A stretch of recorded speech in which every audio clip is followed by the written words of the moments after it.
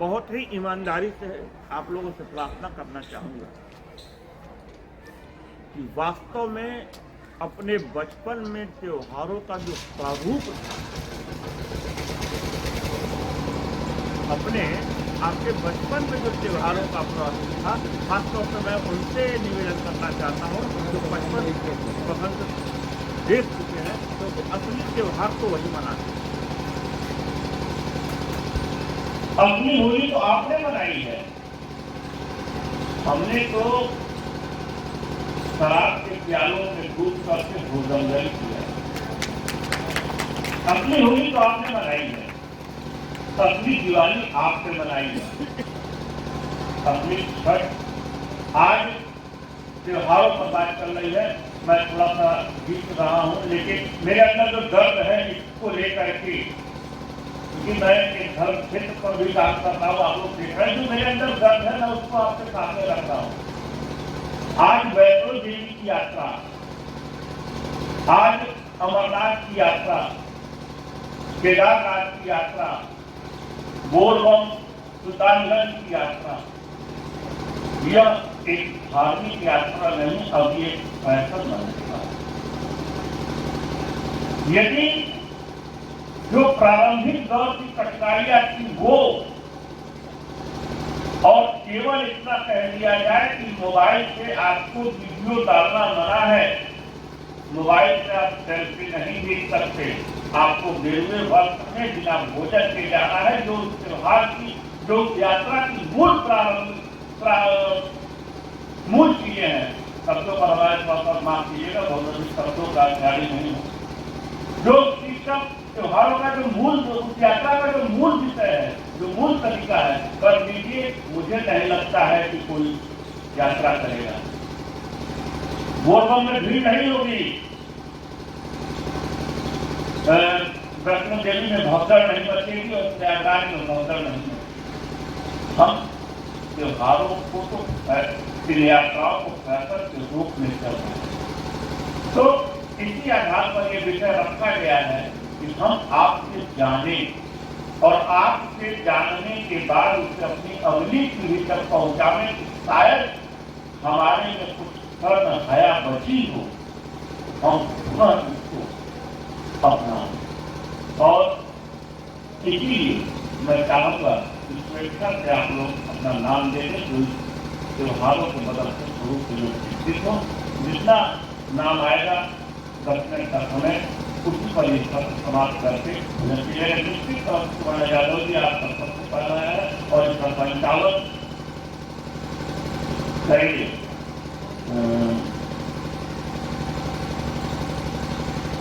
राजकुमार जैन अपने, और आप इसका संचालन करें। और अध्यक्षता के लिए मैं सुनील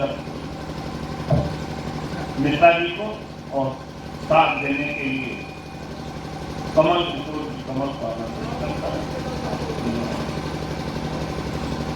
सबसे पहले मैं संचालक जी को आवाज दे रहा हूँ कि वो आगे और हमें अपनी जिम्मेदारी समझ करें।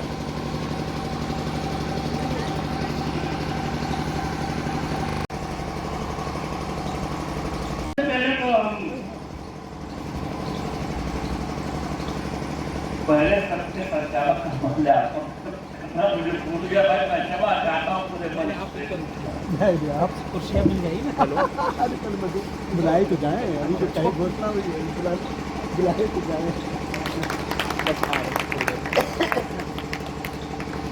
अभी नाम की घोषणा हुई, आप इसको तो बुलाएंगे पापा, मम्मी गोपाल राम गृहमंत्री जी की स्मृति में आयोजित इस बेहतरीन कार्यक्रम में आप सबका हृदय से स्वागत करता हूँ और ये सोचता हूँ कि आज का ये कार्यक्रम आप सबके लिए, हमारे लिए कुछ सुख फलदायक होगा, कुछ उपादेय होगा। हम सब यहाँ से कुछ हो गया नवीन चीज लेके जाएंगे। बोल गए ना, ये पापा बीच में डाल दूंगा। चलो मैं अध्यक्ष पद से आपका अध्यक्षता के लिए आमंत्रित करता हूँ। और श्रीमान जी से निवेदन करता हूँ कि आप वहाँ बीच में डाल देगा, बीच में डाल देगा। आपने आमंत्रित कर दिया तो ध्यान यही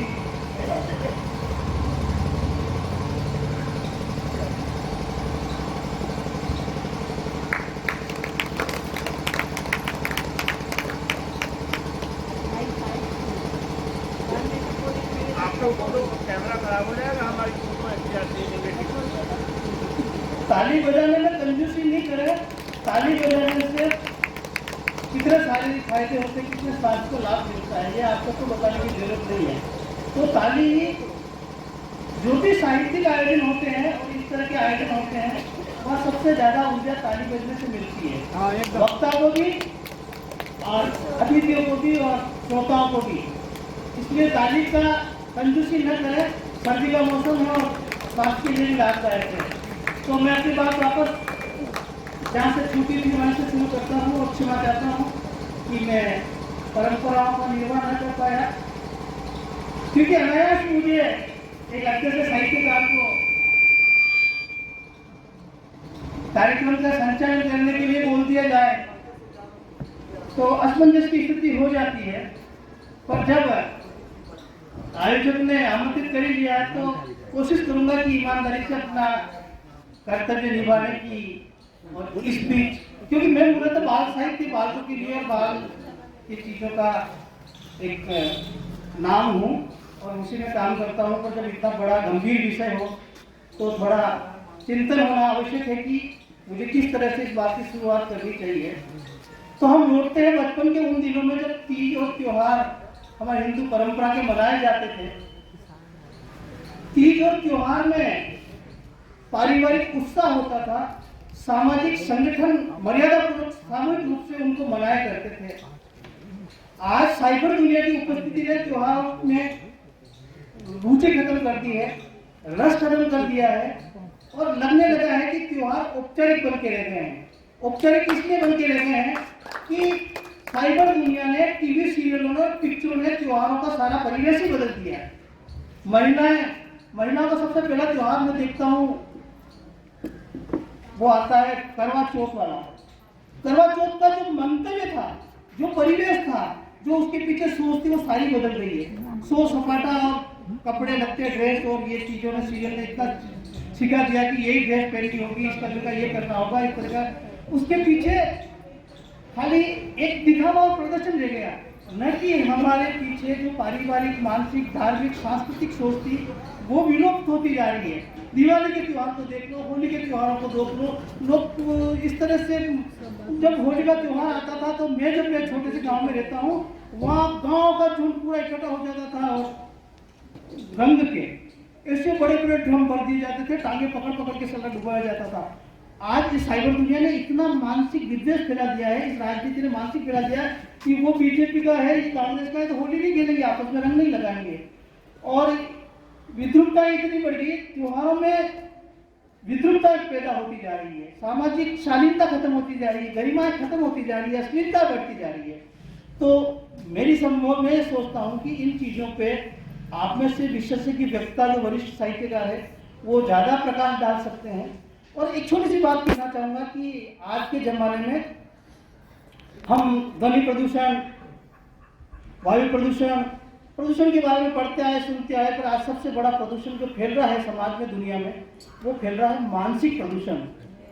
मानसिक प्रदूषण के कारण हमारी सारी संस्कृति, हमारे सारी परंपराएं, हमारा सारी परिवेश, और सबसे बड़ा इसका कारण है कि हिंदू समाज का संगठित नहीं होना। हम अलग अलग अपने अपने गुटों में त्योहार मनाने लग गए, अपने परिवार के साथ मनाने लग गए।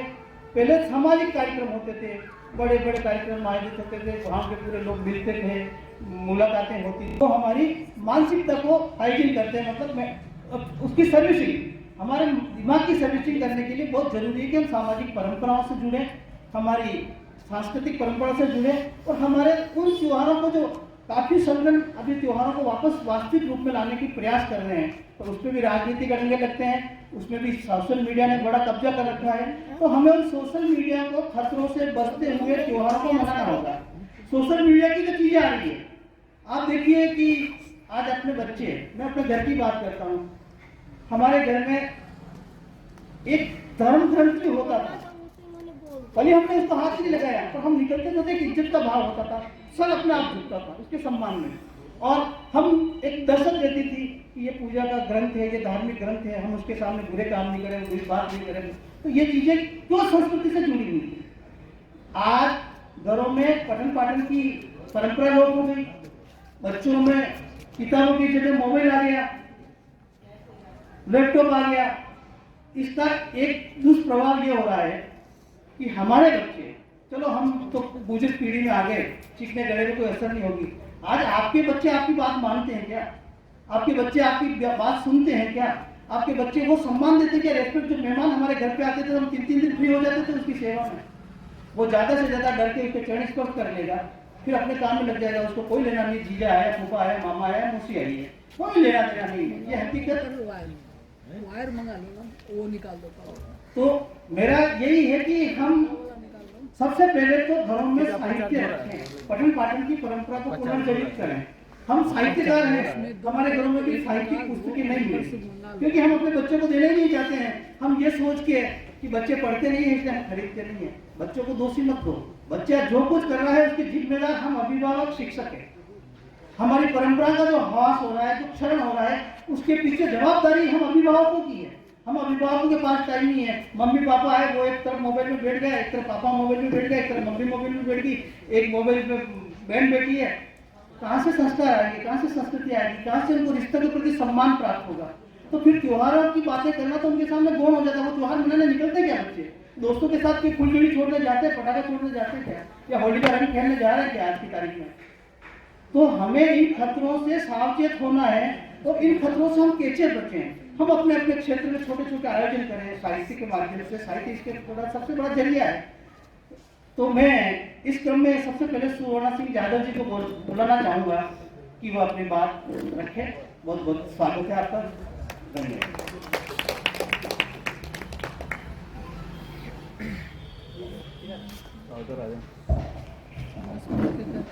नमस्कार, आदरणीय सुनील दत्त जी जो अध्यक्ष महोदय हैं, उपस्थित सभी और सभी भारत के विभिन्न भागों से आए हुए सभी साहित्यिक, सभी को प्रणाम करती हूँ। आज का विषय बहुत ही महत्वपूर्ण है और हमारे जीवन से निगड़ित है। और वैसे देखा जाए तो त्योहार मनाना हमारी आदत है और भारत को त्योहारों का देश भी कहा जाता है। और हम कोई भी त्योहार बड़े धूमधाम से मनाते हैं। और खुशी की बात ये होती है कि त्योहारों की वजह से हमारा घर साफ सुथरा होता है और सभी गंदगी भी चली जाती है। लेकिन पहले हम त्योहार, मैं अभी महाराष्ट्र में बड़ी हूँ तो मैं महाराष्ट्र के त्योहारों की बात करूँगी, जिससे मैं ज़्यादा अच्छे से बात कर सकूँगी, क्योंकि हर प्रदेश की अपनी खासियत होती है। और भारत के त्योहारों की खास बात यह है कि वो मौसम के अनुसार त्योहार होते थे और उसके अनुसार फिर हमारा खाना पीना रहता है। सबसे पहले हम तो अभी जनवरी में आया हुआ संक्रांत देखेंगे, कई जगह उनको पोंगल भी कहा जाता है। लेकिन उसकी विशेषता क्या रहती है कि हम तिल खाते हैं, गुड़ खाते हैं। तो क्यों खाते हैं? तो तिल ठंडी के दिनों में हमें गर्मी की जरूरत रहती है, तो हमें तिल से गर्मी मिलती है।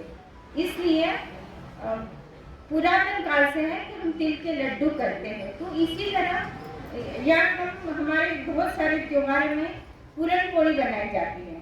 तो पूरन पोली के पीछे भी मकसद ये रहता है कि उसी बहाने हमारे शरीर में चना दाल और गुड़ है वो जाए। और उसी तरह हमारे यहाँ सबसे इम्पोर्टेंट जो मई महीने में चैत्र मास आता है, उसमें मराठी में उसको पन्हा बोलते हैं। आप शायद उसको कुछ पन्हा या कुछ अलग नाम होगा। तो कैरी और गुड़ और थोड़ा नमक, इससे वो पेय बनाया जाता है, जिससे धूप काल में धूप हमें कम लगती है और हमको शक्ति मिलती है। और उसी तरह कैरी के बहुत सारे पदार्थ किए जाते हैं कि उस मौसम में वो हम खाए पिए, टेस्टी भी लगती है। और अचार के बिना तो खाना भी नहीं हजम होता। तो ये मेरे कहने का मतलब है कि हमारे त्योहारों के पीछे कुछ न कुछ वजह है, वो पदार्थों के पीछे भी कुछ वजह है। लेकिन अभी आजकल क्या है, और दिवाली में भी पहले हम साल में एक बार मनाते थे, और सिर्फ दिवाली में हमारे घर में बहुत सारे पकवान बनते थे।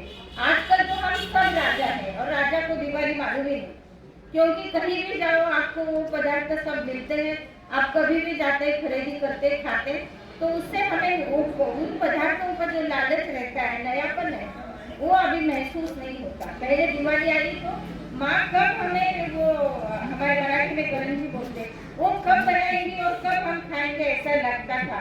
आजकल हर जगह हर टाइम मिलती है, तो उसका महत्व है वो कम हो गया। लेकिन हर बार हर चीज खाना भी आवश्यकता नहीं है, और वो शरीर को सूट भी होता है, ऐसा नहीं। इसीलिए हमारे पुराने जमाने में जो त्योहार दिए हैं, उसके पदार्थ दिए हैं, उसके अनुसार करना भी बहुत जरूरी है। लेकिन आज त्योहारों का देखो स्वरूप ही बदल गया है। पहले अभी सर जी ने अच्छे से बताया कि झगमगाहट होना गई, दिखावट सी हो गई। पहले दिवाली होती थी, मुझे याद है हमारे घर में सब चाचा चाची उनके बच्चे सब आते थे, और हम सब मिलजुल के रहते हैं। आज हम दो हमारे दो का जमाना है, तो कोई आता जाता भी नहीं है। और सबसे बुरी बात, और हम सब परेशान होते हैं कि कोई त्योहार आए तो दूसरे दिन हमारा फोन नहीं चलता, क्योंकि इतने आभासी सब भेज देते हैं, हैप्पी दिवाली, हैप्पी ये, तो इतने सारे फूल आ जाते हैं, और ऐसे कोई भेजेगा नहीं मिठाई, लेकिन इस पे इतनी सारी मिठाई आ जाती कि दूसरे दिन उसको डिलीट करना पड़ता है।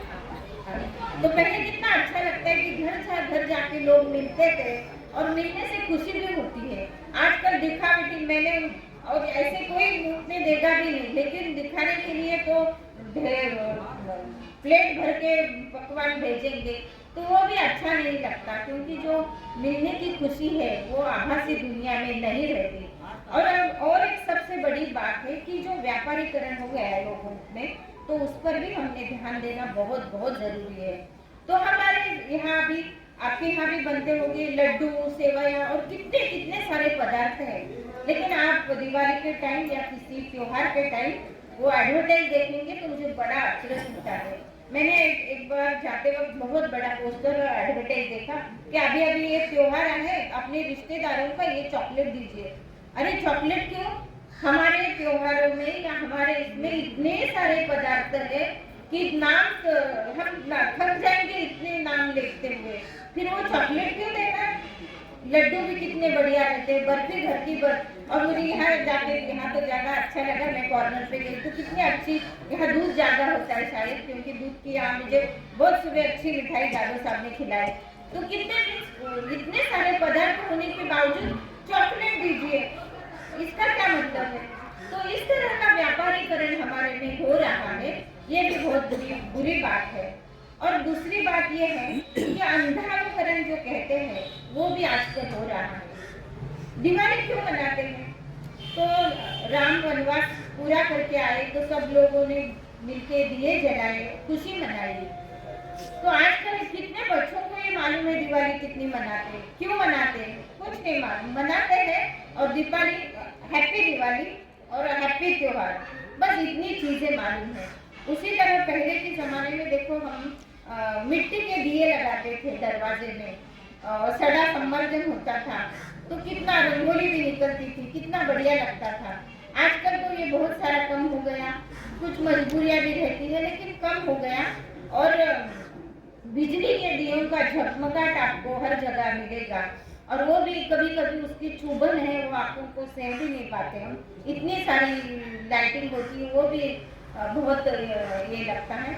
और दूसरा कि दिवाली के दिनों में और एक बुरी चीज होती कि पटाखे, हम कितने पटाखे उड़ाते हैं ये दिखाने की भी होड़ लगी रहती है।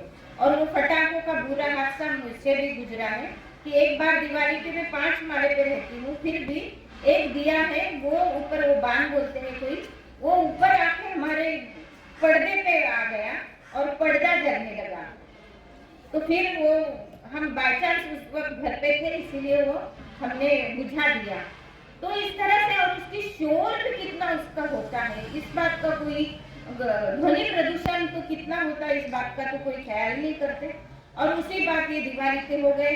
और दिवाली के दिनों में दिखावे के लिए भी लोग इतना कर्जा निकालते हैं कि बाद में दिवाला निकालने की बात आती है। और ये जो कमाता है उसको ही मालूम है, हम तो क्या बोलते रहेंगे ये लाना है, फिर उसने लाया, इन्होंने किया, लेकिन जो कमाता है उसको मालूम होगा कि ये सब कैसे मैनेज करना है। सबका दिवाला निकलता है, तो इसीलिए ऐसे भी हो रहा है। और वो क्यों होता है तो सब जगह दिखाई देता है ना, फिर उनके यहाँ है तो मेरे यहाँ क्यों नहीं, ऐसी होड़ लगी रहती है। ये भी एक स्पर्धा हो गई है सब, ये भी बहुत बुरी बात है।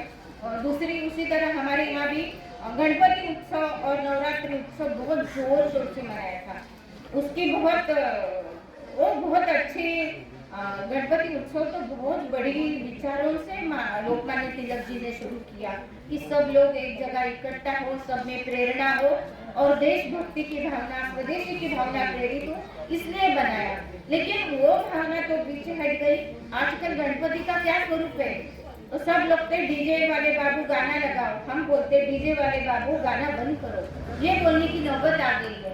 इतना डीजे बजता है तो जब दिवाली गणपति आता है तो उस दिन लगता है कि हम ये सब छोड़ के कहीं बहुत ऐसे देहात में जाएंगे कि जहाँ आवाज नहीं, लेकिन वहाँ भी जाओ तो आपको दिवाली में यही सुनने को मिलता है। नवरात्रि के दिन में भी देखो सेम वही हाल होता है। और गरबा तो कितना अभी प्रोफेशनल हो गया है। बहुत सारे दिखते हैं कि आप एक दिन के लिए गरबा सीखने हो तो 4 घंटे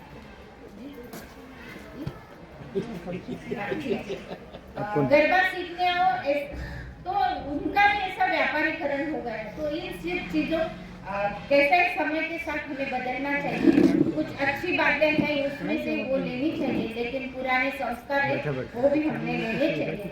गणपति के इसमें बैठने वाले या नवरात्रि के इसमें बैठने वाले बच्चों को अगर हम पूछे आपको आरती आती है क्या, तो बहुत बार निराश होना पड़ता है। तो ऐसे नहीं, इसीलिए हम त्योहार मनाते हैं, तो उसका पीछे जो कारण है वो भी आप जानेंगे और नए साथ चल के जो नई कुछ बातें हैं वो भी देंगे। मुझे बोलने का मौका दिया, धन्यवाद। बहुत बहुत आभार सुवर्णा जी, आपने विस्तार से त्योहार, परंपराएं, उनके खतरों पे चर्चा की। मैं अगले वक्ता को बुलाने से पहले एक निवेदन और करना चाहूँगा कि कोई वक्ता अपनी बात में जिस त्योहार या जिस बात का जिक्र कर चुका है उसका रिपीटेशन न करके समय को बचाएं। वक्ताओं की लंबी लिस्ट इस विषय पर आई हुई है, तो अपनी बात कुछ संक्षिप्त में करने की भी प्रयास करें कि हम अपनी बात को संक्षिप्त में रखें ताकि दूसरे वक्ता भी समय में अपनी बात को रख पाए, खत्म कर पाए। बात बहुत अच्छी कही। आजकल टीवी पे एक विज्ञापन आता है, अमिताभ बच्चन भारत जिसको महानायक की उपाधि युवा वर्ग, सिनेमा वर्ग और ना मालूम क्यों महानायक कहा जाता है, उनको भारतीय संस्कृति को भ्रष्ट करने में सबसे बड़ा योगदान अमिताभ बच्चन का है। इस मंच से कह रहा हूँ, है अगर आप में हिम्मत तो इस बात को कोट करिए, इस बात को अखबारों में दीजिए। उसने जो जो विज्ञापन किए हमारी आने वाली पीढ़ी को मानसिक रूप से भ्रष्ट करने के विज्ञापन है, उनके स्वास्थ्य को बर्बाद करने के विज्ञापन है। कोई पत्रकार, कोई लेखक इस विषय में कलम नहीं चलाता। क्यों नहीं चलाता है कि मेरे खिलाफ कार्रवाई हो जाएगी, मेरा छपना बंद हो जाएगा, मेरा ये सब चीजें बंद हो जाएगी। एक महानायक के खिलाफ में बोलना हिम्मत की बात होती है। पर मैं डंके की चोट कह सकता हूँ, मैंने तो उनको कई लेटर भी लिखे हैं, कई पत्र भी लिखे हैं, गुटखे का विज्ञापन करते हैं। मिठाई का मतलब कुछ मीठा हो जाए मतलब चॉकलेट हो गई कैडबरी की। हमारे हिंदुस्तान में 600 तरह की मिठाइयाँ बनती है अलग अलग प्रांत की, जिनके पीछे हर मिठाई का एक तरह का कॉम्बिनेशन है। गर्मी की मिठाई अलग होगी जो आपके शरीर को क्या फायदा देगी, सर्दी में बनने वाली मिठाई अलग होगी जो आपके शरीर को किस तरह का लाभ पहुंचाएगी। जैसे तिल्ली और गुड़ की बात कही मैडम ने, तो हर मौसम की मिठाइयाँ होती है, हर परिवेश की मिठाइयाँ होती है जो मनुष्य के मानसिकता को, स्वास्थ्य को अच्छा करती है। आज जितने विज्ञापन की मिठाइयाँ आ रही है, सारा दिन मेंटल पावर बिल्कुल डिस्टर्ब कर दिया युवा पीढ़ी का। सब बच्चों के दांत देख लो, आज की तारीख में सब बच्चों के दांत देख लो, सड़ गए, लटक गए, पीले पीले पीले हड्डियाँ के दिख रहे हैं। और सबसे ज्यादा क्लिनिक खुल रहे हैं इस कारण से, गली गली में आपकी क्लिनिक हो गए। तो एक जमाना था जब हम बच्चे से 10 से 15 साल तक हमको कभी जिंदगी में माँ बाप कहते थे बच्चों को कभी इंजेक्शन नहीं लगाना चाहिए, कभी दवाएं नहीं देनी चाहिए, एलोपैथी दवाएं हैं, गुटके देती थी मम्मी वगैरह, देसी इलाज करती थी। आज सारा 3 महीने का बच्चे को छींक आई नहीं, जुकाम हुआ नहीं, इंजेक्शन लगवा के आते हैं। फिर वो बच्चे पैरालाइज हो रहे हैं, पोलियोग्राफ हो रहे हैं, मेंटल डिस्टर्बेंस हो रहे हैं, क्योंकि केमिकल जा रहा है उनके शरीर में, जहर जा रहा है। तो ये चीजें जब हम साहित्यकार लोगों की जिम्मेदारी बनती है, हम साहित्यकार समाज को दिशा देने वाला होता है। प्रेमचंद जी की एक बात याद करता हूँ कि प्रेमचंद जी ने ये कहा था कि साहित्यकार समाज को दिशा देने वाला होता है, साहित्यकार मसाल लेके चलने वाला व्यक्ति होता है। आज हम मसाल लेके चल रहे हैं, हम क्या गर्व से कह सकते हैं कि हमारी मसाल प्रकाश दे रही है, हमारी मसाल समाज का पथ प्रदर्शन कर रही है। ये मसाल आग फैला रही है, ये मसाल जलजला फैला रही है। क्यों? हमारी लेखनी, कितने तरह के लेखन आ रहे हैं आज की तारीख में, सामाजिक विघटन पैदा कर देते हैं, विमनशीलता बढ़ा रहे हैं। तो जो त्योहार सबसे बड़े सांप्रदायिक सौहार्द की चीजें हुआ करती थी, जब ईद बनती थी तो सेवैयाँ आती थी, जब उसके हमारे घर में दिवाली होती थी तो एक मुसलमान हमारे घर में मीठे का पैकेट भेजता था। आज सांप्रदायिक सौहार्द खत्म होता जा रहा है, हम लोग एक दूसरे के दुश्मन बने जा रहे हैं, एक दूसरे को सबकी निगाह से। आज ये हो गया कि कोई दूसरे संप्रदाय से जुड़ा हुआ है तो हमारे मन में एक शक पैदा होता है, इसके साथ बैठूं या नहीं बैठूं, इसके साथ यात्रा करूं या नहीं करूं, इसके साथ कार्यक्रम में इसको बुलाऊं नहीं बुलाऊं। ये मानसिक प्रदूषण, ये मानसिक विघटन इन त्योहारों का स्वरूप विकृत होने से आ रहा है। जो भाईचारा, जो आत्मीयता तक खत्म हो गई है, उसके बारे में अब मैं आगे बुलाना चाहूँगा आदरणीय संतोष शर्मा जी को। पूरे सम्मान के साथ आइए, आप अपनी बात संक्षिप्त में कहिएगा। स्वागत है।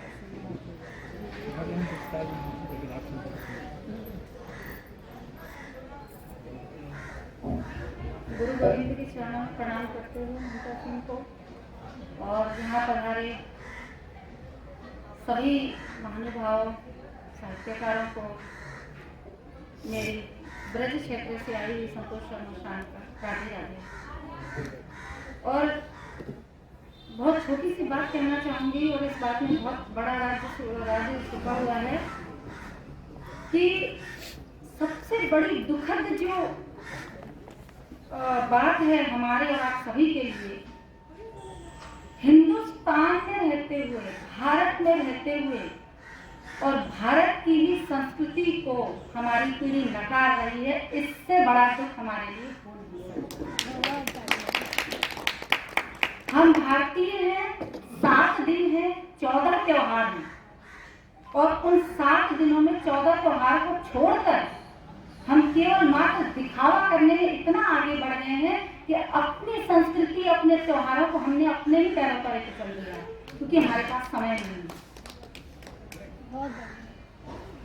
कल जब हमारी दादी नानियां हुआ करती थी, और आज भी, मैं इस बात को गर्व से और अपने आप को बहुत सौभाग्यशाली, बहुत सौभाग्यशाली समझती हूँ कि मैं अपनी संस्कृति को अपने परिवार में, अपने घर में आज भी जीवित रखा है। और क्षमा चाहूंगी पारिवारिक बात को मैं संचालक जी से, ये आवश्यक है इसलिए कह रही हूँ कि आज भी मैं अपने परिवार में जन्मदिन बहुत धूमधाम से मनाती हूँ हर बच्चे का, लेकिन मैं केक काटने नहीं देती और ना मोमबत्तियां बुझाने देती हूँ। मेरा बच्चा या मेरे परिवार के किसी भी सदस्य का जो जन्मदिन होता है या मैरिज एनिवर्सरी, जिसे विवाह की वर्षगांठ कहते हैं, मैं उतने ही दिए मंदिर में जलाता हूँ। मुझे गर्व होता है कि चाहे कितने भी 100 बदमाश और 100 शैतान मरे होंगे, जब एक बेटा मेरा पैदा हुआ होगा, इतना बदमाश है, लेकिन वो मेरी संस्कृति को चला रहा है, बच्चे मान रहे हैं, तो मैं अपने आप को गर्व समझती हूँ। कल जब होली का त्योहार आता था तो दादी बोलती थी, एक मिनट पहले जल्दी वो सूजी भूजो, गुजिया बनानी है, और चाची को ऊपर से बुला के क्या करें, अभी तक तैयार नहीं हुई। तो सारे लोग संगठित होकर गुजिया बनाया करते थे, और जब जो कोई भी होली खेलने, गुलाल लगाने आया करता था तो गुंजियों से मुंह मीठा किया करते थे। आज कहते हैं कुछ मीठा हो जाए तो कैडबरी का चॉकलेट, आग लगो तेरे चॉकलेट में, मुझे नहीं चाहिए, मुझे आज भी गुंजिया का स्वाद ही चाहिए। तो आज हमारे बच्चे गुंजिया का स्वाद कहाँ पाते हैं? नहीं पाते। उनके मुंह को क्या लग गया है? चॉकलेट, जो हमारे स्वास्थ्य के लिए सबसे ज्यादा हानिकारक है। दूसरी बात,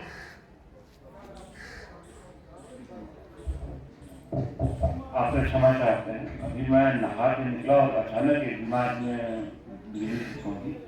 हर साल का नियम था कि हम कार्यक्रम जब शुरू करते थे तो पिछले साल कार्यक्रम की समाप्ति के बाद से लेकर के कार्यक्रम के उद्घाटन तक जितने भी देश विदेश के हमारे साहित्यकार कलाकार दुनिया छोड़ जाते थे, हम उनको 2 मिनट की श्रद्धांजलि देते थे। लेकिन कल ये कार्यक्रम छूट गया। अभी मैं नहा करके निकला तो मेरे दिमाग में एक बैठ बिजली से पहुंची कि ये कार्यक्रम छूट गया। मैं चाहूंगा कि इस पूरे वर्ष में जितने भी साहित्यकार कलाकार दुनिया छोड़ चुके हैं, उनके आत्मा की शांति के लिए आप लोग 2 मिनट के लिए हम मौन खड़ा होकर मौन रखें।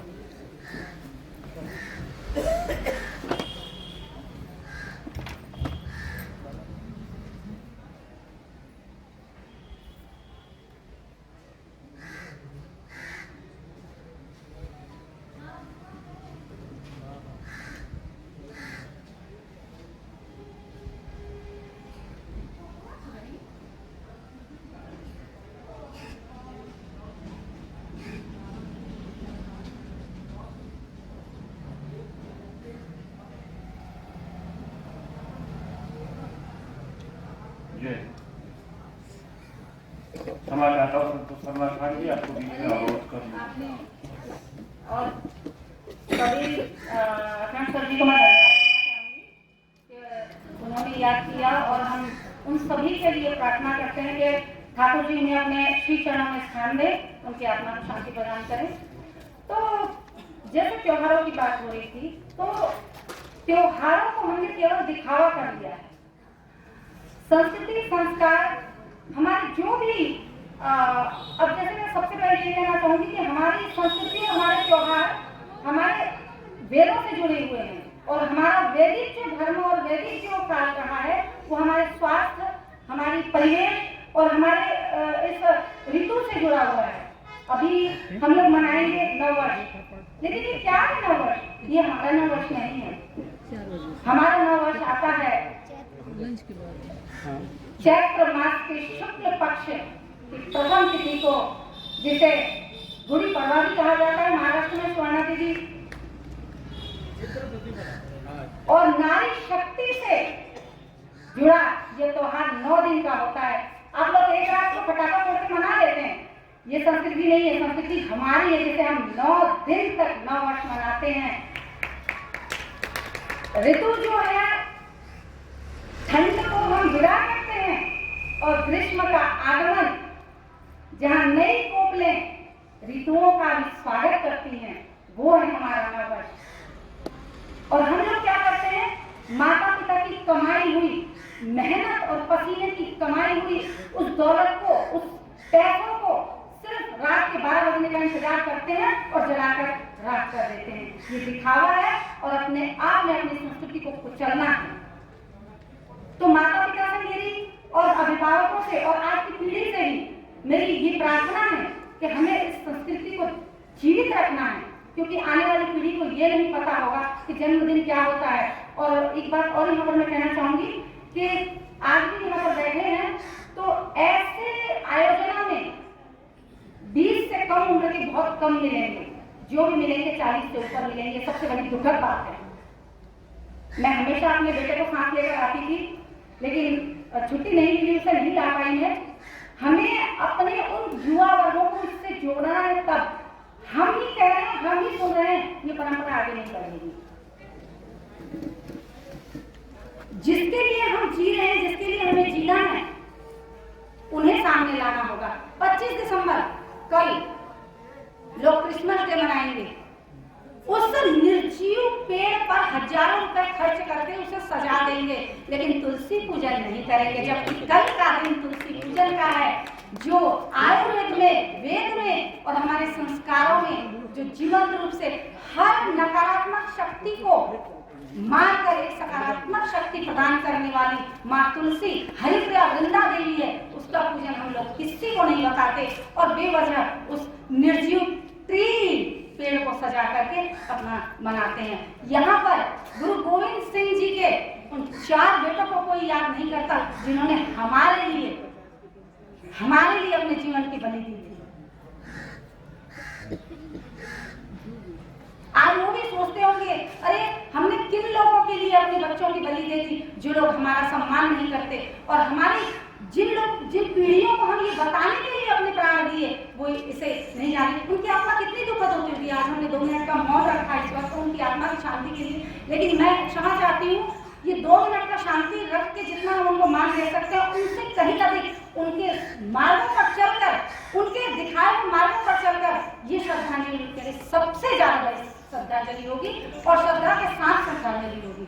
तो मेरा यही संक्षेप में कहना है कि हम अपने बच्चों को संस्कार सिखाएं, संस्कृति सिखाएं और दिखावा न करते हुए हर त्योहारों को अपनी भारतीय पद्धति से जीना सिखाएं। अभी हम जब नाश्ता कर रहे थे तो मैंने देखा 2 लोगों ने मुझे फॉलो किया और मतलब एक घृणा की दृष्टि से देखा क्योंकि मैं हाथ से खा रही थी। और मैं कहती हूँ कि मेरी कमी थी जो मैंने हाथ से खाया, मुझे तो पालती मार के नीचे बैठ के खाना चाहिए था। ये मेरी शुद्ध भारतीय पद्धति है जो पालती मार के जमीन पर बैठकर भोजन किया जाता है। तो इस मिट्टी की संस्कृति हमारे भोजन के साथ यहाँ पहुँचती है और जब हम संस्कारित होते हैं। माना समाज में रहकर चम्मच आवश्यकता है, जिस तरह से परिवर्तनशील है समाज, हमें परिवर्तन में रहना है, ढलना है, लेकिन अपनी संस्कृति को भूलना तो परिवर्तनशील नहीं है। अपनी संस्कृति को साथ लेकर चलें। सर ने अभी कहा कि हमारे घरों में पहले एक ग्रंथ हुआ करते थे। मैं सौभाग्यशाली हूँ, मेरे घर में रामायण प्रतिदिन पाठ होता है, चाहे रोज होगा सही, तो सौभाग्यशाली हूँ मैं।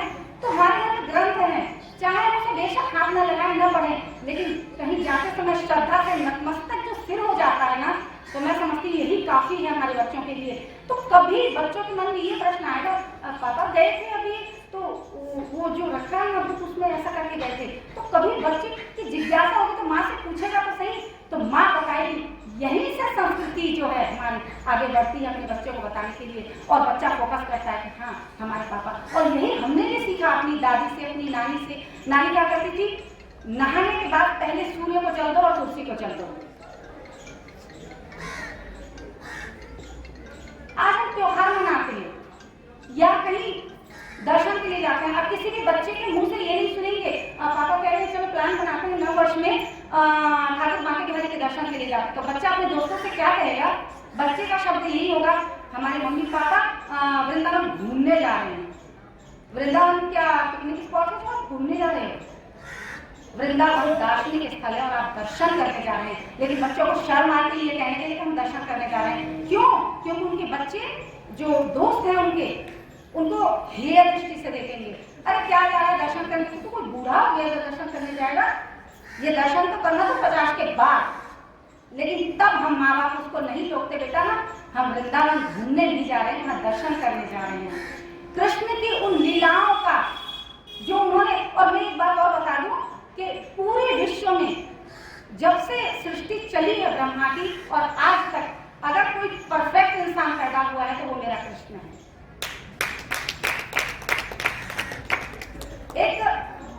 एक पूर्ण व्यक्तित्व है जो बचपन से लेकर के और अपनी शरीर को त्याग करने तक जो उन्होंने संस्कृति हमको संस्कार सिखाए, वो एक पूर्ण व्यक्ति है। और मैं सोचती हूँ कि न पूर्ण व्यक्ति आज तक हुआ और न होगा। बचपन जिया तो आज भी आप लोग कहते हैं छोटा बच्चा होता है तो ए लल्ला, और लल्ला कौन कहता था ये आप सभी जानते हैं, माँ यशोदा अपने बच्चे को लल्ला कहती थी। आज भी परंपरा चली आ रही, तो क्यों ना हम अपने बच्चों को ऐसे संस्कार दें कि हमारा बच्चा आगे की परंपरा को ले जाए कि मेरी माँ मुझसे लल्ला कहती थी। आज हम नहीं कहते प्रिंस शॉर्ट, बहुत प्यारा प्यारा नाम रखा हुआ है, मैं लेना नहीं चाहूंगी, लेकिन हम अपने बच्चों के नाम भी उस तरह से नहीं रखना चाहते कि जैसे माधव, केशव, मुकुंद नहीं रखना चाहते, क्योंकि पुरानी परंपरा हो गई। तो मैं बस इतना ही कहना चाहूंगी कि अपनी संस्कृति, अपनी परंपराओं को अगर हम बढ़ा सकते हैं तो हम माता पिता बढ़ा सकते हैं और अपने बच्चों को साथ लेकर चलें। और जहां भी अगर हमें लगता है कि हमारा बच्चा ये गलत बोल रहा है, जैसे घूमने की बात है, तो बेटा घूमने की जगह अलग होती है और दार्शनिक स्थल अलग होते हैं। तो वेदों से लेकर अपने बच्चों को आगे बढ़ाएं, अपनी संस्कृति को बढ़ाएं, त्योहारों की जो मूल है उसे अपने बच्चों को बताएं। और इसी के साथ अपनी वाणी को विराम देकर अपना स्थान में अगले को देना चाहूँगी। धन्यवाद, बहुत बहुत धन्यवाद। आदरणीय, बहुत बहुत आभार, बहुत बहुत बधाई। समाज के विस्तृत होते चेहरे और त्योहारों पे आपने अच्छी चर्चा की। और क्या हम साहित्यकार हम साहित्यकारों के दायित्व को हम अपने परिवारों में इम्प्लीमेंट करते हैं कि हम हमारी संस्कृति, हमारे गांव, हमारे परिवारों में इस आइडियोलॉजी को विकसित करें कि हमारे जो वास्तव में सनातन धर्म, सनातन त्योहार और जो आइडियोलॉजी हमारे बीच में थी, आज ये हो गया कि हम फ्री ऑफ माइंड हो गए त्योहार के प्रति। हमारे त्योहार की पीछे जो अंतर्कथाएं हैं, हमारे त्योहार मनाने के पीछे जो भावनाएं हैं, वो हम अपने बच्चों को कहाँ दे पा रहे हैं। हमारे पास समय नहीं है, बहुत बड़ी बात कही, हमारे पास समय नहीं है हमारे बच्चों को बैठ के हम शाम को बात करें। हमारे पास ये करने के लिए है कि हैप्पी न्यू ईयर है, 31 दिसंबर है, पार्टी कहाँ होनी है। बच्चों को हम वहाँ ले जाके उत्साह से ले जाएंगे, होटल बुक करवाएंगे, अपना चेंबर बुक करवाएंगे, पिज्जा हट में जाएंगे। साला झेल खाने के लिए हम अपने बच्चों को हम खुद ले जा रहे हैं और फिर हम कहते हैं हमारी पीढ़ी मानती नहीं है। प्रेरक कौन है? हमारे माँ बाप। मेरे पिताजी ने मुझे इतनी बार पीटा होगा, छोटी सी गलती पे इतनी बार पीटा होगा कि वो गलती जिंदगी में दोबारा नहीं हुई, वो रास्ता हमने वापस नहीं पकड़ा। हम आज अपने बच्चे पे हाथ उठा पाते हैं क्या? अगर बच्चा जवान है, 18 साल, 20 साल, 16 साल, 10 साल का हो गया, तो वो पलट के आपको जवाब देगा। और ज्यादा गुस्से हो गए साइबर दुनिया के, तो वो आपके क्या नहीं करते, मैं देखता हूँ, बड़ी त्रासद स्थिति है। तो बात का मंतव्य जो ये विषय दिया गया है, त्योहारों की विद्युत्ताओं और बदलते जो सिनेरियो है, वास्तव में इसके पीछे सामाजिकरण का और पारिवारिक संस्कारों का, हमारी जो जवान होती पीढ़ी है, जो हमारे देश का नेतृत्व करने वाली है, जो हमारे परिवार की नेतृत्व करने वाली है, क्या हम उनको सही दिशा दे पा रहे हैं? हम बस ये कहते हैं कि बच्चे मानते नहीं हैं, बच्चे मानते नहीं हैं, हम अपने कर्म से, अपने अपराध बोध से, अपने परिवेश से बचना चाहते हैं। हम कम से कम एक गांव में एक व्यक्ति, हम साहित्यकार लोग, हम 5 लोगों को भी अगर सही रास्ता दिखा पाए तो लाखों लोगों को बदलने की जवाबदारी हमारी नहीं है। पर एक चलो, रविन्द्रनाथ ठाकुर का एकला चलो सिद्धांत को हम फॉलो करें। जैसे मैडम ने कहा, हमारे घर में हम बर्थडे केक नहीं काटते हैं, दीपक नहीं जलाते। अपने हिंदू संस्कृति में दीपक का पूज जाना क्या माना जाता है? कहते किसी की मौत हो गई, मौत हो जाती है, इतना अशुभ माना जाता है। तो शुभ काम कर रहे हैं, जलाया हुआ दीपक अगर बुझ जाता है, और हम सारे जली हुई दीपकों को बुझाते फूंक मार मार के। ये कौन से संस्कार और संस्कृति को हम एडॉप्ट करते जा रहे हैं? तो है बहुत बड़ा खतरा, बड़े चिंतन का विषय है।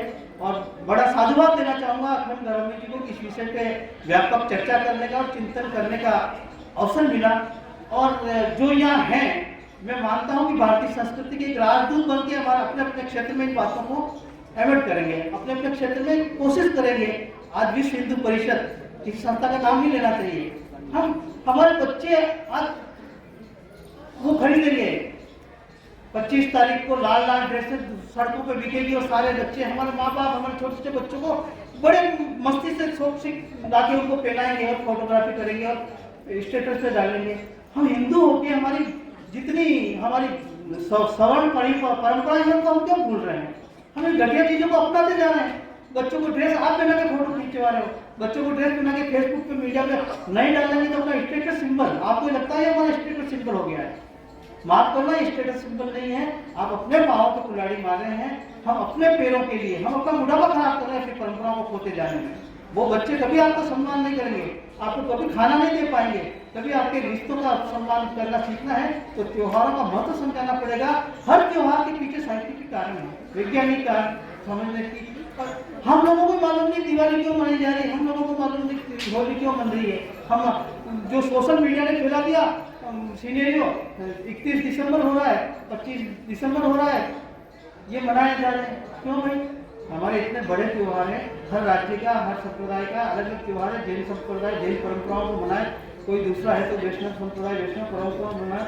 तुलसी पूजन वाला त्योहार बताया, वट पूजन होता है हमारे यहाँ पीपल की पूजन होता है। हम भूलते जा रहे हैं। हमारे बच्चों को क्यों नहीं बताते कि इसके पीछे की कथाएं क्या है?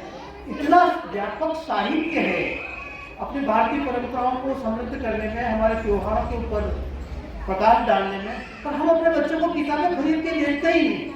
सबसे बड़ी गलती हम ये कर रहे हैं कि उसको मोबाइल के भरोसे, लैपटॉप के भरोसे, साइबर दुनिया के भरोसे छोड़ दिया है। हम अपने बच्चों को अच्छी अच्छी किताबें ला के दें। आप कहते हैं कि बच्चे पढ़ते नहीं हैं, बच्चे पढ़ेंगे, उनको बात सही कि अच्छी किताबें तो कई प्रकाशक हमारे त्योहारों पे, हमारे देखो अभी एक किताब हमने देखते ही खरीदी, अनमोल दास्तान आजादी की, जो जैसे इसमें जो हमारे स्वतंत्र स्वतंत्रता सेनानी है, हम विश्व के लोगों को क्यों पूजें, हम अपने भारतीय अस्मिता को क्यों नहीं याद करें और इससे क्यों नहीं प्रेरणा लें। तो इसी तरह त्योहारों, हमारे पर्व और त्योहार, हमारे स्वस्तिक चिन्हों पे भी बहुत सारी किताबें बच्चों के लिए भी आई हुई है। आप बच्चों को पढ़ने के लिए दीजिए, आप ला के रखेंगे तो बच्चा कभी कभी चुपके चुपके भी उस किताब को देखेगा तो उसका इंटरेस्ट देखेगा। आप कितने बच्चे पढ़ते ही नहीं है। आपके पास 1000 रुपये पिज्जा हट में जाने के पास पैसा है, 1000 रुपये उसको क्रिसमस डे पे जाकर 5000 का खर्चा खड़े कर दोगे, 50 रुपये की किताब आप नहीं खरीदना चाहोगे। एक किताब, एक पत्रिका जो 600 रुपये साल के आपसे मांगती है, एक दिन का 60 पैसा होता है, पर आप पैसा 60 देते हैं ना, 700 रुपये शुल्क उनको ऐसा लगता है लूट रहा है संपादक या प्रकाशक। पत्र पत्रिकाओं से जुड़े, अपने घरों में कुछ अच्छी पत्र पत्रिकाएं मंगवाइए। अगर इन त्योहारों को बचाना है, संस्कृति को बचाना है, हमें अपने नाम को बचाना है, अपने परिवार को बचाना है, तो आपको कहीं न कहीं वापस हमारी जड़ों की तरफ लौटना होगा और उसके लिए बाल साहित्य से अपने बच्चों को जोड़ना होगा। अगर मैं तो बीच में विषय थोड़ा बदल देता हूँ कि हम लेखक हैं, किसी ने 10 उपन्यास लिख दिए, किसी के 12 काव्य संकलन आ गए, किसी ने 6 काव्य संकलन लिखे। मुझे ये बताइए, कोई आप खड़ा होकर ये कह सकता है कि मेरे इस लेखन से मेरे समाज को ये अवदान मिल रहा है, मेरे समाज को ये प्रेरणा मिल रही है? बता दीजिए, आप में से कोई हो तो मैं चैलेंज करता हूँ। बच्चों के लिए जब तक आप नहीं लिखेंगे, बच्चों को प्रेरित करने वाली चीजें उनको नहीं देंगे, तब तक मैं मानता हूँ आपका लेखन अधूरा है। इसलिए इस पीढ़ी के लिए लिखिए जो मानसिक रूप से भ्रष्ट होती जा रही है। उसको बचाने के लिए आप सब साहित्यकारों को प्रयास करना होगा, साहित्यकार लोगों को, अभिभावकों को प्रेरित करना होगा, शिक्षकों को प्रेरित करना होगा, स्कूलों में जाना होगा। तब तो हम कुछ, मैंने कहा ना कि हमारा ये कार्यक्रम कुछ शुभ फलदायक हो, तो शुभ फलदायक तब होगा कि हम यहाँ से कुछ सीख के जाएं, यहाँ से कुछ लेके जाएं। तो मैं इसी क्रम में मैं एक निवेदन और करना चाहूँगा। वक्ता अपनी बात थोड़ा संक्षिप्त में करेंगे तो 10-15 लोगों को बोलना है, नहीं तो हमारा समय बीत जाएगा।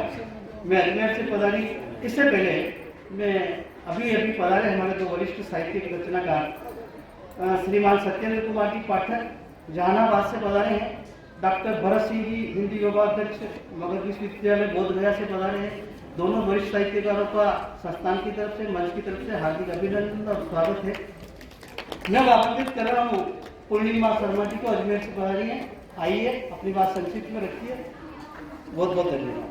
और कोशिश ये करिए कि एक वक्ता जिस बात को बोल चुका है उस बात को रिपीटेशन नहीं हो, क्योंकि ये चीजें ऐसी ना, रिपीटेशन होना बहुत हो सकता है कि रिपीटेशन होगा वास्तव में। आइए, स्वागत है।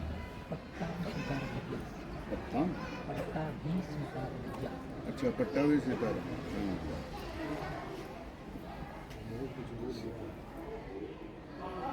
माँ शारदा को मेरा नाम है, माँ कामाख्या देवी को मेरा नाम है। मैं नमन करती हूँ गोपाल राम जी कैथोली जी को, मंच को नमन, और यहाँ उपस्थित सभी वरिष्ठ साहित्यकार गुणीजनों को मेरा नमन।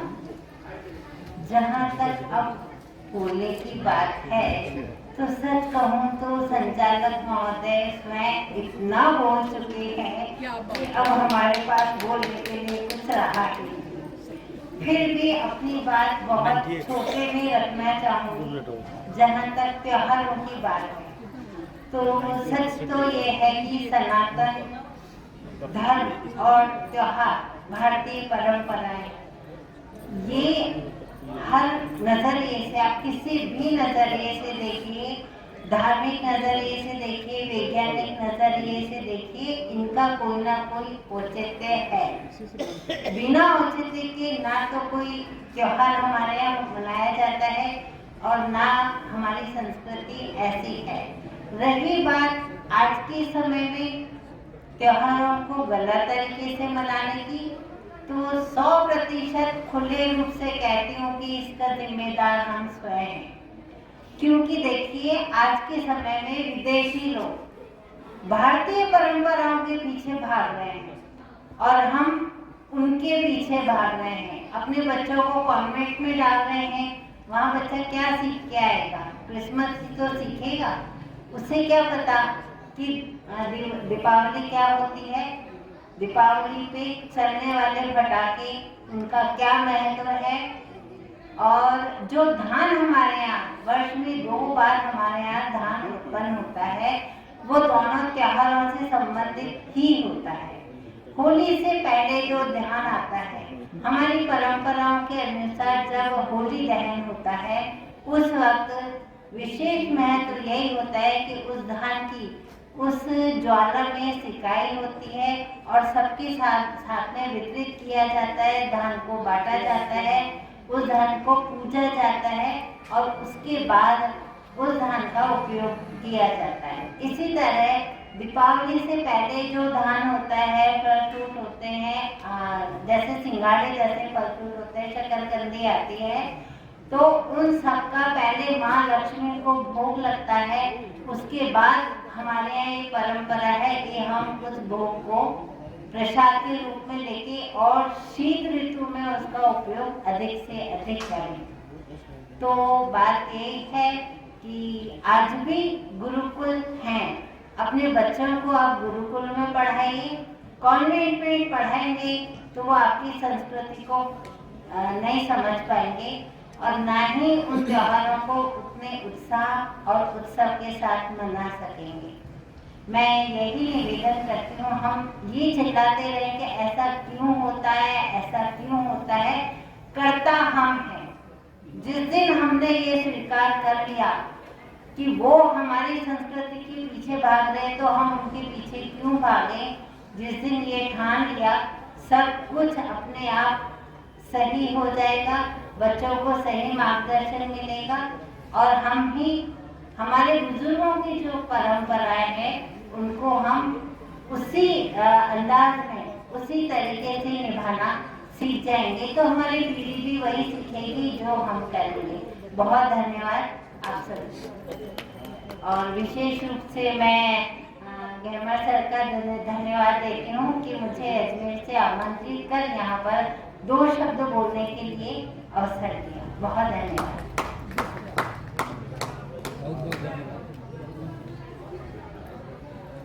त्योहारों की जो परंपराएं वो तो दरक रहेंगी। बहुत बहुत आभार आपका संक्षिप्त उद्बोधन के लिए। और मैं चाहूँगा कि हमारा समय जो है आप इतने ही संक्षिप्त में अपनी बात रखें। मैं इस बीच कुछ आवश्यक सूचनाओं के लिए अखंड गांधी जी साहब को बुलाना चाहूँगा। स्वागत करता हूँ। पटना से जो बच्चे आए हैं वह 2:30 बजे तक तैयार हो जाए। 2:30 नहीं, 1:30 बज रहा है, वो 2 बजे तक तैयार हो जाए। उनकी तत्काल आज प्रस्तुति दी जाएगी क्योंकि मौसम बिगड़ने का अंदेशा है। और जो आप बच्चे लेकर के आए हैं वो बहुत ही छोटे बच्चे हैं, उनकी व्यवस्था दे पाना बड़ा, मैं उनको देख करके मैं महसूस कर रहा हूँ कि मैं उनको उस स्तर की व्यवस्था नहीं दे पाऊंगा जिसके वो हकदार हैं। इसलिए आप अपने बच्चों की प्रस्तुति कराएं और शाम होने से पहले 3:15 साढ़े 3 बजे पटना की ट्रेन है। आपको मैं कोशिश करूंगा कि उस ट्रेन को पकड़ा दिया जाए। दूसरी चीज अनाउंसमेंट ये है, ये विषय जब भी हमारी बात हो रही थी डॉक्टर राजकुमार जैन जी, इन्होंने कहा ये बहुत ही बड़ा और विस्तृत विषय है। हम गोपाल राम गौहरी कार्यक्रम के 7 सालों के इतिहास में पहला विषय ऐसा होगा जिसको हम कल भी जारी रखेंगे। इस विषय पर परिचर्चा हम कल भी जारी रखेंगे और आपसे क्षमा इस आधार पर मांगेंगे कि जो बच्चे आए हैं वो आपके नाती पोता बेटा है। आप अपने आप को कष्ट उठा सकते हैं लेकिन बच्चों को कष्ट में नहीं दे। तो 1-2 लोगों की बात सुन के जब तक वो तैयार हो रहे हैं, इसके बाद रेजुका नहीं है और सीधे अध्यक्ष जी का भाषण हम आज नहीं करेंगे क्योंकि अध्यक्ष का भाषण का मतलब हो जाएगा ये कार्यक्रम समाप्त हो जाएगा। हम अध्यक्ष का भाषण नहीं करेंगे मंच पर बैठे और सुनने के बाद हम खाना खाएंगे और खाना खा करके सीधे नृत्य प्रोग्राम से जुड़ेंगे और नृत्य प्रोग्राम के बाद सीधे आप जब तक नृत्य प्रोग्राम चलता है संतोष शर्मा साइन जी को आप लघु कथा वाचन में अपना नाम दीजिए। और मित्रों बहुत निवेदन है, एक शब्द मुझसे युवराज प्रभाकर जी ने कहा था, लघु कथा के पिता मैं। सतीश राज पुष्करना जी इस कार्यक्रम में आए और उसके बाद वो इस दुनिया से चले गए। तो मैं बहुत ही एक जिम्मेदारी के साथ कहना चाहूंगा कि इस मंच पर लघु कथा का पितामह लघु कथा पढ़कर गया। आपकी नैतिक जिम्मेदारी बनती है और खासतौर से पटना से आए लोगों की नैतिक जिम्मेदारी बनती है कि उस परंपरा का निर्वाह बहुत ही ईमानदारी से करें, ताकि लगे कि हम लघु कथा के पितामह के सानिध्य में सीखें। आप अपनी एक कहानी प्रस्तुत करें और उस पर सभी ये तैयार रहेंगे कि आपके इस कहानी का वाह कि धज्जी उड़ाई जाएगी। यदि आप अपनी कहानी पर धज्जी उड़ाने की जो धज्जी उड़ाई जाएगी उसे सुनने को तैयार है, तो यह मंच आपका स्वागत करता है। वो अपना पत्र पत्रिकाओं में बेपढ़े छापने वालों की कमी नहीं है। आपको जय हिंद जय भारत। बुरा मत मानिएगा, जो कहता हूँ बहुत साफ कहता हूँ, दिल में रखने की बात नहीं। जो मन में आया कहा। क्यों कि यहाँ मेरी माता सुना दिवारानी श्रीवास्तव जी बैठी हैं, गला जी बैठी हैं, ये लोग मुझे सुधार सकती हैं। ये सीखने का मंच है जहाँ मैं गलत हूँ। निश्चित तौर से आपको पूरा हक है कि आप इस बात को सार्वजनिक मंच पे कहें कि नहीं करने मेरी सुविधा कर।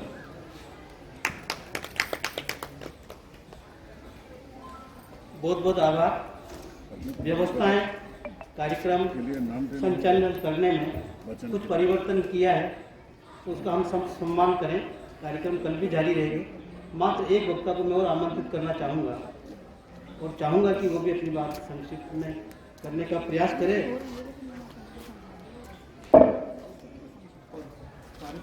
आदरणीय रेणु सिंह जी आए और अपनी बात संक्षिप्त में रखने का प्रयास करें। कुछ कार्यक्रम में तब्दीली हुई है और समय का अभाव है, और बाकी जो बचे वक्ता हैं उनको कल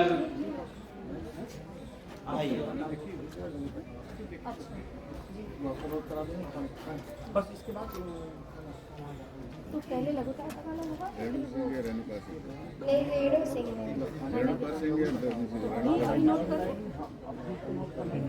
आपका नाम रेणु सिंह है। हेलो अध्यक्ष जी को नमस्ते, और यहाँ पे जितने भी लोग आए हैं सबको मेरा नमस्कार। हम साहित्य के क्षेत्र से तो नहीं है, आवाज कम आ रही है।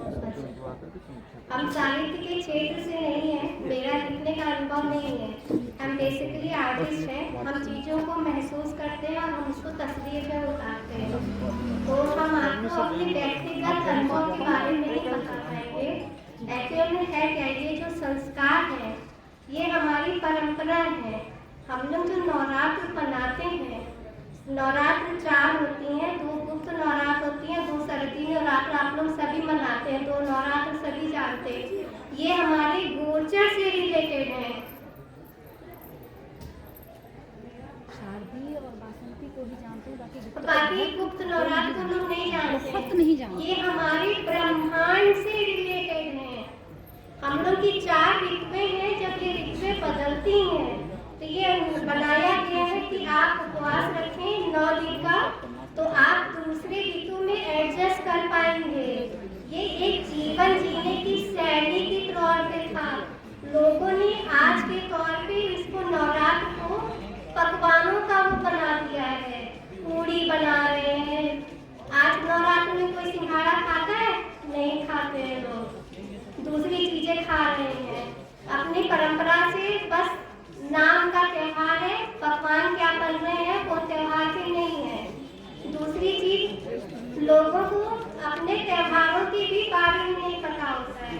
हम अपने लखनऊ का बता रहे हैं। कार्तिक नवरात्र हम लोग क्या होता है, जो कार्तिक में 1 महीने का मेला चलता है। कॉलेज के समय में जब हम उस मेले में घूमने जाते थे तो हम कहते थे मुसलमान कितने शौकीन होते हैं, देखो क्या सम्मान है। मगर 5 साल के बाद मुझे ये पता चला कि जो त्योहार मुसलमानों का समझ रहे थे वो त्योहार तो हमारा हिंदुओं का है। तो ये भी तो लोगों की गलती है कि हमको लोगों ने बताया ही नहीं है। बस मेरा इतना ही अनुभव है।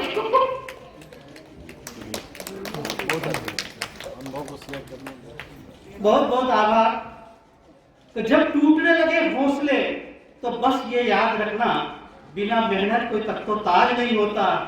ढूंढ लेना अंधेरों में मंजिल अपनी, जुगनू किसी रोशनी का मोहताज नहीं होता। आप साहित्यकार हैं, मैं सैल्यूट करना चाहूँगा, बिग सैल्यूट अखंड घरामणी जी के लिए कि उन्होंने इस विषय पे व्यापक चर्चा का मौका दिया। मेरा बार-बार चिंतन चल रहा है कितना बड़ा विषय है, अभिभूत हूँ इस विषय से, क्योंकि हम अपनी पीढ़ी को जब तक संस्कारित नहीं करेंगे, ये विषय गौण है, हम लोग चले जाएंगे। तो ये पीढ़ी जो आ रही है वो जो फंडामेंटल चीज ही नहीं जानती है, हमारे त्योहारों की हमारी परंपराएं क्यों है। सबसे बड़ी बात है कि परंपराएं क्यों है। जैसे अभी बहन ने बात कही थी दीपावली का त्योहार, नया जो फसल आती है उसको नवसृष्टि यज्ञ के नाम से त्योहार मनाया जाता है। हम महावीर का निर्माण हुआ, हम राम जी विजय करके आए, वहीं तक सीमित नहीं रहे। बहुत सारे कारण उसके पीछे और है। इसमें एक नवसृष्टि लगे, इस दिन जो नया दान आता है उसका शुभारंभ किया जाता है, उसको जलाया जाता है, उसको बच्चों को खिलाया जाता है। बड़ी बड़ी बड़ी रोमांचक और आश्चर्यजनक हमारे त्योहारों की परंपराएं हैं। हमें अपनी पीढ़ी को निश्चित रूप से, मैं बड़े गर्व के साथ, दुख के साथ भी कहता हूँ, गर्व तो है अपनी परंपराओं पे, पर दुख इसलिए कि हम अपने बच्चों को ये संस्कार दे नहीं पा रहे हैं। ये हमारे साहित्यकारों की जिम्मेदारी है। और इस संदर्भ में एक छोटी सी सूचना आपको देना चाहूँगा। मैं 3 पत्रिकाओं का संपादन करता हूँ और लगभग तीनों पत्रिकाओं में मेरा प्रयास रहता है कि भारतीय संस्कृति के मुद्दों को उठाया जाए, बच्चों को प्रेरित किया जाए, विशेषांक निकालता हूँ। आप में से कोई भी इन विषयों को, हमारी हिंदू परंपराओं को, त्योहारों को हाईलाइट करते हुए बच्चों को प्रेरणा देने के आलेख, आर्टिकल, कहानियां कुछ भी लिखना चाहे तो निसंदेह मेरा स्वागत करता हूँ। आप देखना चाहें, 3 पत्रिकाएं मैं निकालता हूँ, तीनों पत्रिकाएं प्रिंट माध्यम पे आती है, तो आपको उसका फायदा भी लेना चाहिए कि हम साहित्यकार हैं। मसाल जलाने का काम हमारा है कि हमारे प्रयास से। अच्छा, मैं बातें बहुत उठ रही है मन में, पर मुझे रोकना पड़ रहा है कि मैं राजनारायण जी ग्रुप के भी हैं, उनको आमंत्रित करता हूं, उनको जाना है। मैंने अंतिम वक्ता की पहले घोषणा कर दी थी, बावजूद उसके मैं उस सम्मान के साथ उनको बुलाता हूं कि संस्कृत में अपनी बात रखिए।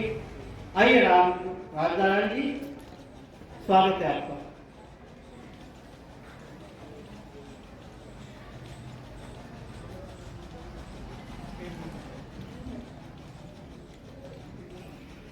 सर्वप्रथम मंचासीन अध्यक्ष महोदय एवं समस्त सुविज्ञ जनों, मनीषियों,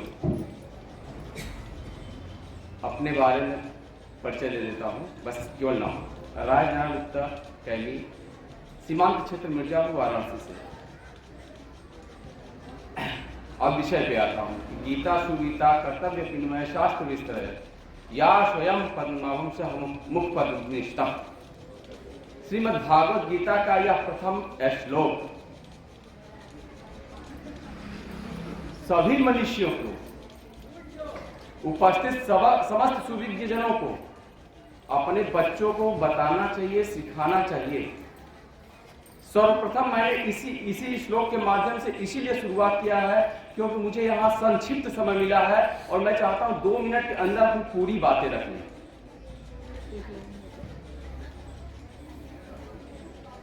जब तक हम श्रीमद् भागवत गीता को अपने बच्चों के अंदर नहीं उतारेंगे, तब तक भारतीय परंपराओं का निर्वहन, हमारी संस्कृति का सत्कार नहीं होगा। और जब संस्कार नहीं आएगा तो सरकार नहीं बनी। सरकार मतलब स्वयं अपने परिवार के, अपनी आत्मा का, सनातन का राज। जहां संस्कार है उसी जगह संस्कृति है, और संस्कृति जिंदा रहेगी तो सब कुछ जिंदा रहेगा, सनातन जिंदा रहेगा। भारतीय त्योहारों का क्षरण तब हुआ है 10 जून 1834 को ही इसका क्षरण होना शुरू हो गया था, प्रारंभ होना शुरू हो गया था, क्योंकि उसी दिन मैकाले शिक्षा पद्धति भारत में आई थी। जर्मन का जो संस्कृत का विद्वान कहा जाता है, मैं नहीं मानता संस्कृत का विद्वान से, मैं उसमें भारतीय शास्त्रों में, श्री ऋग्वेद में विक्षोभन डाला है, क्योंकि ब्रिटेन की महारानी और ब्रिटेन के संसद ने इसे के आदेश पे उसने ऐसा किया था कि भारतीयों को अगर तोड़ना है तो उनकी संस्कृति को तोड़ दो, क्योंकि वहां की जड़ें इतनी गहरी है कि वो अपने त्योहार से विमुख नहीं हो सकते, आत्मा से भले उनका शरीर विमुख हो जाए। हमारे फिर उसी जगह हम आते हैं और इन्हीं वाक्यों के साथ हम अपने वाक्यों को विराम देंगे, हम अपने स्थान लेंगे कि अपने बच्चों को एक बार फिर से श्रीमद् भागवत गीता, श्री रामचरितमानस, अपने शास्त्रों के बारे में, अपने आदर्शों के बारे में पहले बताएं, हमारे महापुरुषों के बारे में अवश्य बताएं। और यह काम आप जैसे सुविज्ञ और मनीषी ही कर सकते हैं, क्योंकि समाज को दशा और दिशा, राष्ट्र को दशा और दिशा बदलने की ताकत आप में है और आप ही ऐसा कर सकते हैं, बाकी कोई नहीं कर सकता। राजनेता तो आते हैं वोट बैंक की राजनीति करने के लिए, लेकिन आप आते हैं समाज को दशा और दिशा देने के लिए। धन्यवाद। बहुत बहुत आभार आपका भैया, बहुत अच्छी बात और संक्षिप्त में कही और बड़ी प्रभावित थी। तो इसी क्रम में छोटी सी बात मैं कहना चाहूँगा कि हमारी परंपराएं, हमारे त्योहार, हमारे व्रत, हमारे पर्व हमारे पीढ़ी को संस्कार सिंचन की एक ऊर्जा देते हैं, हमारी पीढ़ी को कंकर से शंकर बनने की प्रेरणा देते हैं, पाषाण से प्रतिमा बनाने का मार्ग ये त्योहार, पर्व और परंपराएं देती है। तो ये चीजें हमें ध्यान में रखनी चाहिए। हम ये चीजें विस्मृत करते जा रहे हैं, मैं बार बार यही कह रहा हूँ, एक शब्द उपयोग कर रहा हूँ, हम विस्मृत करते जा रहे हैं। जिम्मेदारी हम सबकी है, अभिभावकों की है, कार्यक्रम की है। इस कड़ी में